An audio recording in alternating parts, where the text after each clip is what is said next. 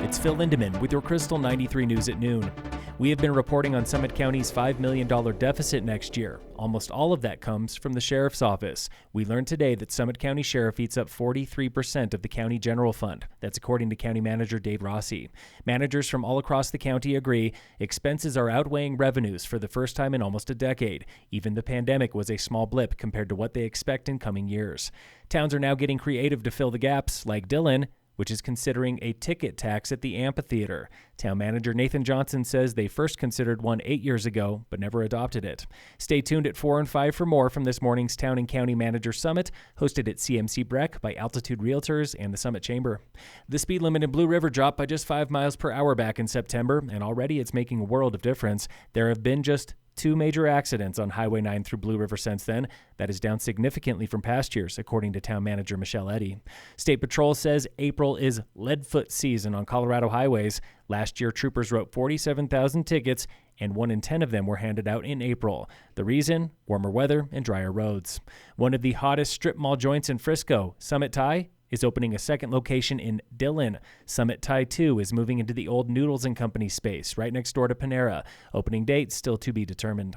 Grocery attorneys are playing the blame game in the weeks after a failed merger between Kroger and Albertsons. Denver Post reports on a new countersuit where Kroger says Albertsons sabotaged that deal, with plans to sue Kroger long before the merger even failed. Albertsons did sue Kroger first, saying it failed to convince regulators. The largest home between Vail and Beaver Creek is now on the market for a cool $25 million. It looks out onto the Beaver Creek golf course with 9 bedrooms, 13 bathrooms, an indoor pool and spa, and room for 2,000 bottles of wine in the cellar. Local avalanche danger, it's topsy-turvy today. Moderate in the high alpine, considerable below tree line where snow is already heating up fast. Stay off slopes where you sink above your boot tops and watch for rollerballing. That is a warning sign for wet slide. A 41-year-old Golden man fell to his death on Sunday in a rock climbing incident at Boulder Canyon. Authorities say he was climbing with friends in the Riviera zone when he fell about 20 feet. In sports, the Avalanche beat the Red Wings last night 5-2. Tonight, the Nuggets play the Bucks.